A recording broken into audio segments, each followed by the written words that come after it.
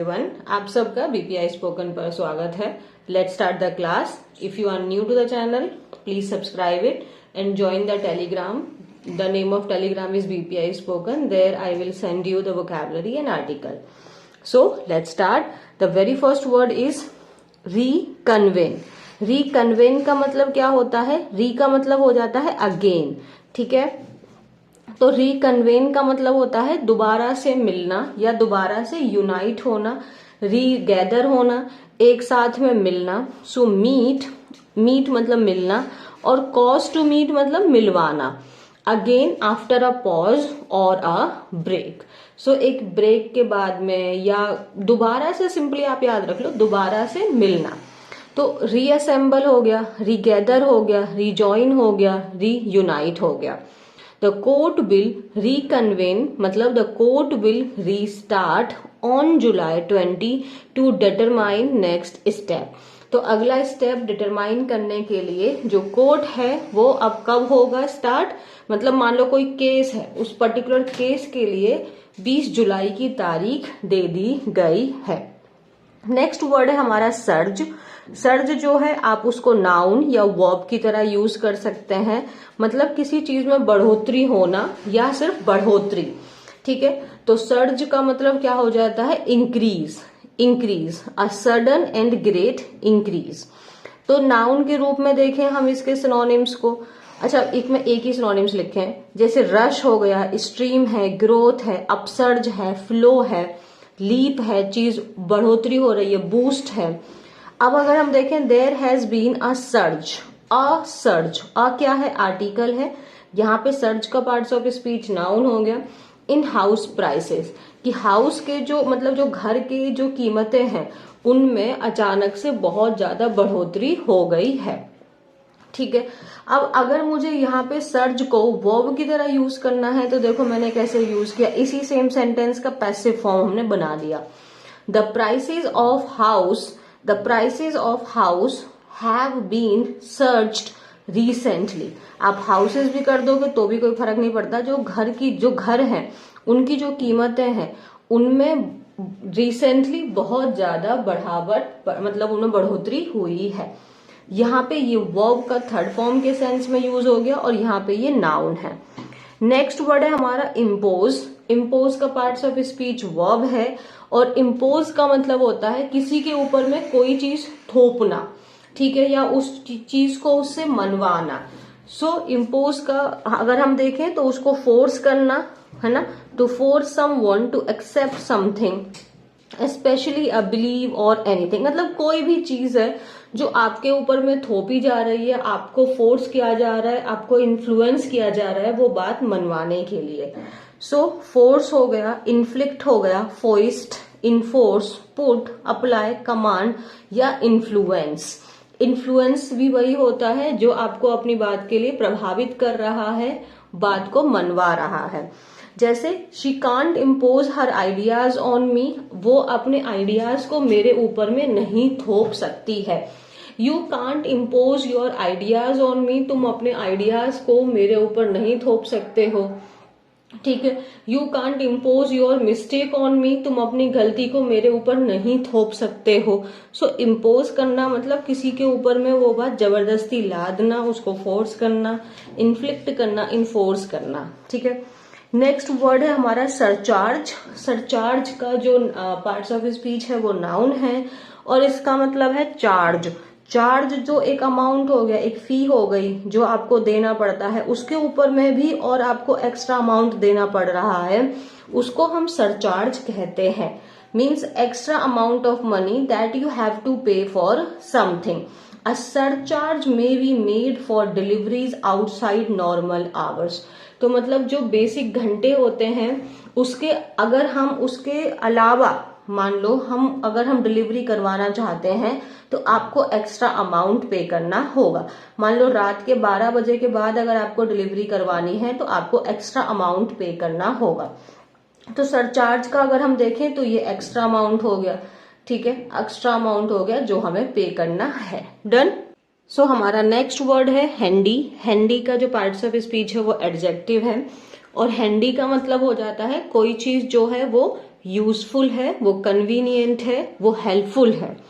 So useful, convenient, practical, helpful, easy to use, valuable और worthwhile.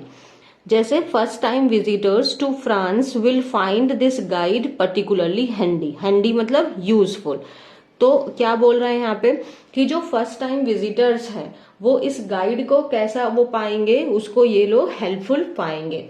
तो handy क्या हो गया हमारा, कोई चीज जो आपके लिए कन्वीनियंट है, आपके लिए फायदेमंद है। नेक्स्ट वर्ड है टेंट। इसको वर्ब एंड नाउन दोनों पार्ट्स ऑफ स्पीच में यूज करते हैं।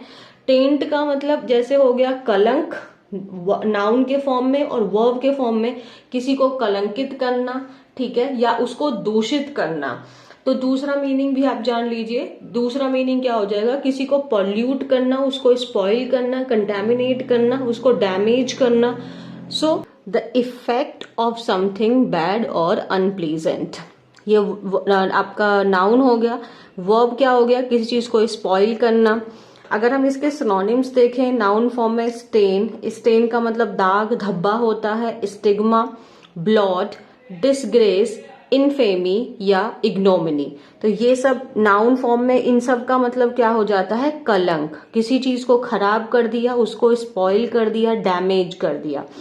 वर्ब फॉर्म में स्पॉइल, टार्निश, टार्निश करना, उसको खराब कर देना, करप्ट कर दिया, डिग्रेड, पॉल्यूट या contaminate. The inquiry cleared him of any taint of dishonesty. So जो इंक्वायरी हुई थी उसने उसके ऊपर में कोई भी दाग धब्बा, उस सब चीज से उसको क्या कर दिया, फ्री कर दिया। किस चीज से, डिसऑनेस्टी का, ठीक है। तो यहाँ पे क्या है, एनी टेंट, एनी यहाँ पे डिटर्मिनर हो गया और टेंट यहाँ पे क्या है, ये नाउन है। Bacteria had tainted the food, तो यहाँ पे टेंट हमारा वर्ब है और इसका मतलब स्पॉइल्ड के मीनिंग में है, कंटेमिनेट के मीनिंग में है। नेक्स्ट वर्ड है हमारा इनटेम्परेट। इनटेम्परेट का पार्ट्स ऑफ स्पीच एडजेक्टिव है और इनटेम्परेट का मतलब होता है आप बिना कंट्रोल के किसी काम को कर रहे हैं। सो इनटेम्परेट को हिंदी में असंयमी, यानी आप किसी भी काम को जिसपे आपका अपना सेल्फ कंट्रोल नहीं है। हैविंग और showing a lack of self control, तो वो चीज कैसी है, इमॉडरेट है, इनऑर्डिनेट, अनजस्टिफाइड, अनकंट्रोल्ड, अनरीजनेबल। तो उसका जो इनटेम्परेट डिसीजन था, जो उसका रैकलेस डिसीजन था उसको छोड़ने का, वो सही नहीं था। सो इनटेम्परेट का मतलब क्या हो जाएगा, आप कोई चीज बिल्कुल जल्दबाजी में कर रहे हैं, बिना सेल्फ कंट्रोल के कर रहे हैं, बिना केयरफुल चीजों को एग्जामिन करने के बिना आप उन चीजों को कर रहे हैं, तो आपका डिसीजन कैसा है, इनटेम्परेट है। नेक्स्ट वर्ड है हमारा इम्प्लीकेट। वर्ब का मीनिंग में हम अगर इसको देखें तो इसके दो मीनिंग होते हैं। एक मीनिंग आप लोग जानते ही हैं, एक इम्प्लीकेट का मीनिंग क्या होता है, जो होता है सजेस्ट के फॉर्म में, किसी चीज को सजेस्ट करना, उसको हिंट करना। बट हम यहाँ पे दूसरा मीनिंग इसका जाने तो इम्प्लीकेट का दूसरा मीनिंग होता है आप ऐसा प्रस्तुत कर रहे हैं, ऐसा शो कर रहे हैं कि वो इंसान किसी क्राइम में इन्वॉल्व है। So, to show that somebody is involved in something unpleasant, especially a crime. तो सिनोनिम्स क्या हो जाएंगे, इनक्रिमिनेट मतलब वो क्राइम में इन्वॉल्व है, इनकल्पेट, कल्प का मतलब ही हो जाता है आपका दोष, और इन का मतलब उसके अंदर है। और इसी का आपका एंटोनिम बनता है एक्सकल्पेट। तो एक्सकल्पेट मतलब एक्स मतलब आउट, तो उसको दोष से बाहर कर दिया, आप इन्वॉल्व हैं, एसोसिएट हैं किसी गलत चीज के साथ में। तो जो उसका बिजनेस पार्टनर था ना, वही इन्वॉल्व था किस चीज में, जो चोरी हुई थी। नेक्स्ट वर्ड है हमारा प्रोफर। प्रोफर को आप ऑफर से याद रखो, प्रोफर ऑफर है ना इसी के अंदर, और वही इसका मीनिंग है, kind of same he meaning है दोनों का, सिनोनिम्स ही है दोनों। सो प्रोफर को आप ऑफर से याद रखो। ऑफर का मतलब है किसी को कोई चीज प्रस्ताव देना, प्रस्ताव करना, वो उसको देना, तो वही सेम मीनिंग हो गया। सो टू पुट फॉरवर्ड समथिंग, ठीक है, किसी के सामने कोई चीज प्रस्तुत करना, सो उसको ऑफर करना, प्रेजेंट हो गया, वॉलेंटियर हो गया, आप उसको वो चीज दे रहे हैं, सजेस्ट कर रहे हैं, वो चीज आप पुट फॉरवर्ड कर रहे हैं। तो she proffered a glass of water, means उसने उसको एक ग्लास ऑफ वाटर ऑफर किया। नेक्स्ट वर्ड है हमारा डिस्क्रीट। आपको याद होगा हमने लास्ट एक क्लास थी, हमने ये वाला शब्द किया था, कितने बच्चों को याद है वो मुझे बताएं। और जब डबल ई दोनों एक साथ में होते हैं तो इसका मीनिंग क्या होता है, आप उस काम को करने में बहुत सावधान हैं, आप सतर्क हैं कि आप ऐसा कुछ भी ना बोलें जिससे एम्बैरेसमेंट हो या दूसरे लोगों को कोई भी प्रॉब्लम हो या आप खुद प्रॉब्लम में पड़े। सो डिस्क्रीट जब डबल ई एक साथ होता है तो इसका मतलब क्या हुआ, you are careful in whatever you are doing और saying. So circumspect, cautious, wary, chary, guarded, tactful. We were very discreet about the inquiry.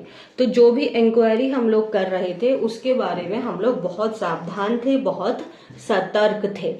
Next हमारा ईडियम है take a back seat. Take a back seat का मतलब होता है कि हाँ अब आपने या तो आपने खुद ही आप बहुत ज्यादा रिस्पॉन्सिबिलिटी नहीं ले रहे हैं, अपने आप को थोड़ा पीछे कर लिया आपने, ताकि आगे जैसे मान लो सपोज कि काफी आपको बहुत लंबा टाइम हो गया बिजनेस में, अब आप चाहते हैं कि यंगस्टर आगे आए, उनको मौका मिले। So now what you have done, you have taken a back seat. That means अब आपने अपने आप को थोड़ा पीछे कर लिया है, खुद को कम इम्पोर्टेंट रोल दे दिए हैं ताकि दूसरे लोगों को भी मौका मिले, या फिर आपको ही कम प्रायोरिटी दी जा रही है, तो वो दोनों में से कोई भी केस हो सकता है। To be given a lower priority और विलिंगली मतलब अपनी इच्छा से ही आपने लेस प्रोमिनेंट रोल या रिस्पॉन्सिबिलिटी को चुना है। तो she usually takes a back seat when it comes to her husband. तो जब उसके हस्बैंड के बारे में बात आती है तो वो हमेशा अपने आप को क्या कर लेती है, बैक सीट पे ले लेती है, ताकि उसके हस्बैंड को ही ज्यादा चीजें मिले। या मान लो अगर तारीफ के सेंस में बोले तो हो सकता है, अगर रिस्पॉन्सिबिलिटी के सेंस में बोले तब भी हो सकता है। ठीक है, नेक्स्ट वर्ड क्या है हमारा, स्किज्म। इसका मीनिंग क्या होता है, strong disagreement among members of an organisation. मतलब एक ऑर्गेनाइजेशन है, उसी के जो मेंबर्स हैं उनके बीच में क्या है, बहुत ज्यादा डिसएग्रीमेंट है, डिवीजन है। मतलब डिसएग्रीमेंट है जिसकी वजह से जो ग्रुप है वो डिवाइड हो गया है। सो डिवीजन है, स्प्लिट है, चीजें टूट गई हैं, बिखर गई हैं, रिफ्ट है, ब्रेक, डिस्कॉर्ड या disagreement. So he doesn't accept that he is the cause of a schism. इसका मतलब क्या हुआ कि वो इस बात को स्वीकार ही नहीं कर रहा है कि वही जो ग्रुप है उसमें जो डिवीजन हुआ है उसका जो मुख्य कारण है वो खुद है। डन। तो ये हुआ हमारा वोकैब। अब हम करेंगे आर्टिकल।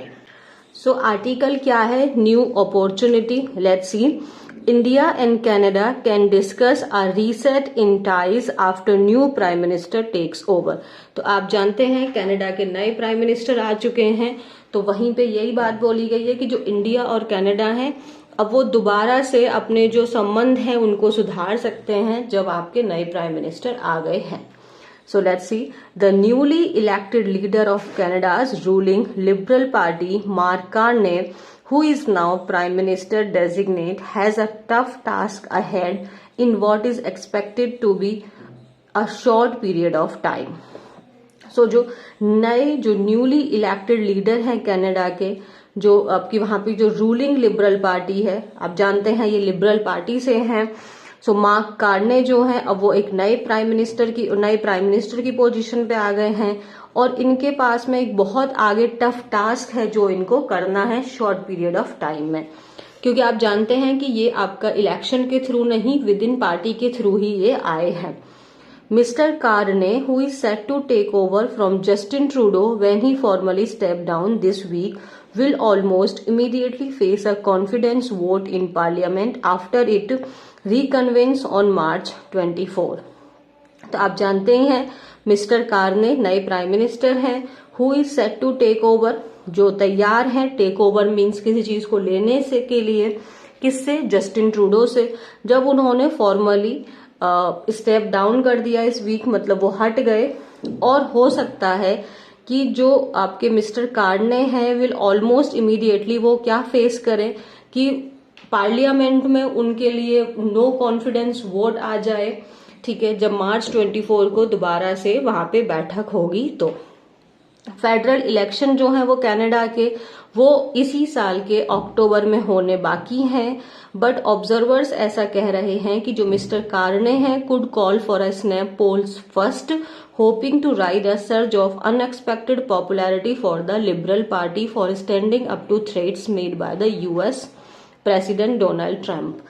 तो देखो दो चांसेस है कि हो सकता है कि उनके खिलाफ नो कॉन्फिडेंस मूवमेंट आ जाए, ठीक है, तब आपके इलेक्शंस जल्दी हो सकते हैं। और नहीं तो हो सकता है कि ये खुद बोल दें इलेक्शंस जल्दी करवाने के लिए, तो दोनों केस हो सकते हैं। तो यहाँ पे यही बोला है कि हो सकता है जो मिस्टर कार्ने हैं वो खुद ही आप जल्दी ही अपना इलेक्शंस के लिए बोल दें, क्योंकि वो ऐसा उम्मीद करें कि हो सकता है कि अनएक्सपेक्टेड पॉपुलैरिटी उनको मिल जाए, क्योंकि जो यूएस प्रेसिडेंट डोनाल्ड ट्रंप हैं जो कनाडा को थ्रेट दे रहे हैं उसके खिलाफ ये खड़े हुए हैं, उन चीजों को लेके ये मजबूती से खड़े हुए हैं, तो हो सकता है वहां पे इनको कनाडा के बीच में पॉपुलैरिटी मिले और लोग इनको सपोर्ट करें और फिर से ये प्राइम मिनिस्टर बन जाए। मिस्टर ट्रंप जो है वो कंसिस्टेंटली टारगेट कर रहे थे ट्रूडो को, जो सजेस्ट कर रहे कि कनाडा जो है वो बेहतर रहेगा कि वो यूएस के 51st स्टेट में अपने आप को काउंट करे, ठीक है, and has been threatening to impose a slew of tariffs. और आप जानते ही हैं टैरिफ्स की तो कहानी की कोई नई चीज नहीं है, और जो डोनाल्ड ट्रंप हैं वो धमकियां दे रहे थे कि वो बहुत सारे स्लीव ऑफ का मतलब अ नंबर ऑफ बहुत सारे टैरिफ्स जो हैं वो कनाडा के ऊपर इम्पोज करेंगे। और वो अक्यूज कर रहे थे, वो आरोप लगा रहे थे कनाडा के ऊपर कि वो अनफेयर तरीके से टैक्स लगा रहे थे, और उसके साथ साथ में जो ये ड्रग है उसको वो अलाउ कर रहे थे। और इमिग्रेंट्स के तो आप जानते ही हैं इमिग्रेंट्स के साथ में क्या हो रहा है, ठीक है। इसके साथ में कनाडा ने भी थ्रेटन किया कि वो काउंटर टैरिफ्स लगाएंगे, और उन्होंने कंसीडर किया कि वो 25% एक्स्ट्रा अमाउंट वो पे करना होगा अमेरिकन्स को इलेक्ट्रिसिटी के ऊपर जो यूएस में एक्सपोर्ट हो रही है कनाडा से, ठीक है। जिसमें आपके मिस्टर कार्ने जो हैं वो ये क्लेम कर रहे हैं कि चाहे हम ट्रेड में हों या फिर हम हॉकी में हों, कनाडा ही जीतेगा। तो जो इनकी फर्स्ट स्पीच थी, अगर आपने मिस्टर कार्ने की सुनी हो, तो उन्होंने कंप्लीटली आप जो डोनाल्ड ट्रंप है उनको क्रिटिसाइज किया था, उनको अटैक किया था और बोला था कि हम भी पीछे नहीं हैं, we need respect. Done. Mister Carney who is unelected and not a traditional politician will have to convince voters of his ability to ensure that as he takes on his rival। तो मतलब वो क्या है कि आप जानते हैं कि जो मिस्टर कार्ने हैं ये पॉलिटिकल पार्टी से बिलोंग नहीं करते हैं, ये गवर्नर रह चुके हैं। तो अभी ये कोई आपका जो नॉर्मल इलेक्शन होता है उसके थ्रू तो इलेक्ट होके आए नहीं हैं, और ना ही ये एक ट्रेडिशनल पॉलिटिशियन है। तो मिस्टर कार्ने को क्या करना होगा, अपने जो वोटर्स हैं उनको कन्विंस करना होगा अपनी एबिलिटी को लेके, ठीक है, as he takes on his rival. तो वो जिस तरीके से वो अपने राइवल्स के ऊपर ले रहे हैं, इस तरीके से उनको अपने वोटर्स को दिखाना होगा कि वो एक कैपेबल हैं, ठीक है। सो जो कंजर्वेटिव पार्टी के जो लीडर हैं, ठीक है, पियरे पॉलिवर, वो उन्होंने क्या बोला, वो क्या थे, वो बहुत आगे थे अगर हम पोल्स में देखें अगर रिसेंट के हफ्तों तक। But to that end mister Carney's non political skill will come handy. अगर देखा जाए तो मिस्टर कार्ने की जो नॉन पॉलिटिकल स्किल्स हैं वो यहाँ पे यूजफुल होंगी। और वो क्या रह चुके हैं, वो एक इकोनॉमिस्ट और एक सेंट्रल बैंक गवर्नर हैं। He was not a member of the Trudeau's cabinet, that means he is free of any taint from its actions। तो यहाँ पे उनके लिए जो उनकी स्किल्स हैं वो कैसे काम आएंगी, क्योंकि वो पॉलिटिकल पार्टी से नहीं है। तो जो भी मिस्टर ट्रूडो ने किया था वो चीजें इनके ऊपर में नहीं आपको कलंकित कर सकती हैं, वो इनके एक्शंस को डैमेज नहीं कर सकती हैं, क्योंकि ये एक complete fresh activity, fresh actions यहाँ पे कंसीडर किए जाएंगे। जो एग्जिट रहा है मिस्टर ट्रूडो का, ये एक रिलीफ है, एक राहत है इंडिया के लिए, और एक अपॉर्चुनिटी है कि जो हमारे संबंध हैं हम दोबारा से उसको रीसेट कर सकें, जो आइस पर थे। ऑन आइस का मतलब जो एकदम साइलेंट थे, जो एकदम नॉन ब्रेकेबल जैसे हो रखे थे, उनका जो इनटेम्परेट डिसीजन था कि उन्होंने इंडियन गवर्नमेंट एजेंट्स को बोल दिया, उनको एक्सपेल कर दिया, इंडियन डिप्लोमेट्स को वहां से बाहर निकाल दिया, और उन्होंने क्या बोला, implicating them in a purported plot to kill Khalistani activist Hardeep Singh. तो मतलब जो मिस्टर ट्रूडो के जो इनटेम्परेट डिसीजन थे इंडिया के खिलाफ, वो सब क्या थे, वो खराब थे। ठीक है, जैसे इंडियन गवर्नमेंट एजेंट्स का नाम देना, उनको एक्सपेल कर देना इंडियन डिप्लोमेट्स को, और क्या आप दिखा रहे हो कि जो ये जो खालिस्तानी एक्टिविस्ट थे कि इनके मौत में इंडिया का हाथ था बिना कोई प्रूफ दिए। ये सब क्या थी, एक मिसकैलकुलेशन थी और ये एक डिप्लोमेटिक ब्लंडर था। ठीक है, तो जो उन्होंने कहा था वो सब एक बहुत बड़ा डिप्लोमेटिक ब्लंडर और मिसकैलकुलेशंस रही थी। अगर जो एक्शंस अगर हम इसी कंपैरिजन में जो आपके यूएस ने डील किए थे वो ज्यादा केयरफुल तरीके से उन्होंने किया था, है ना। Sent India Canada ties to the lowest ebb since the 1980s। ये इम्पोर्टेंट है कि जो इंडिया है, इट इज सिग्निफिकेंट, जो इंडिया है वो कंसीडर कर रही है हाई कमिश्नर को ओटावा भेजने के लिए, और जो कनाडा है वो सेम चीज कर रही है अपने जो इंटेलिजेंस चीफ हैं उनको दिल्ली में भेजने के लिए। मिस्टर कार्ने और जो मिस्टर पॉलीवर हैं उन्होंने ये चीज एकदम क्लियर कर दी है that they would like to rework the relationship with India and there will be opportunities to do so, खास करके अगर हम एजुकेशन, इन्वेस्टमेंट या ट्रेड के सेक्टर में देखें तो, all of which have taken a backseat after the violence of and the schism within India's diaspora community। और ये सब चीजें जो थी वो पीछे हट गई थी, बैकसीट ले लिया था जब से ये जो आप जानते हैं कनाडा के साथ में हमारे रिलेशनशिप खराब हो गए थे। Done and its supporter in Canada's government. अब ये जो पीरियड है ये एक सबसे बेस्ट पीरियड है कि वो जो न्यू दिल्ली है, मतलब जो हमारी गवर्नमेंट है, वो चीजों के बारे में कंसीडर करे and how it wishes to take ties forward regardless of the change in leadership. लेकिन जो खालिस्तान का इशू है उसको हम इग्नोर नहीं कर सकते हैं, जिसमें हमें एक सस्टेन्ड, एक स्ट्रॉन्ग और एक कंसिडर्ड डिप्लोमेसी की जरूरत है। इसके साथ साथ में respect for each others concern while ensuring India's national security priorities। So I hope कि आपको क्लास समझ में आई होगी। If you like it, please like the video and then subscribe the channel. Thank you very much.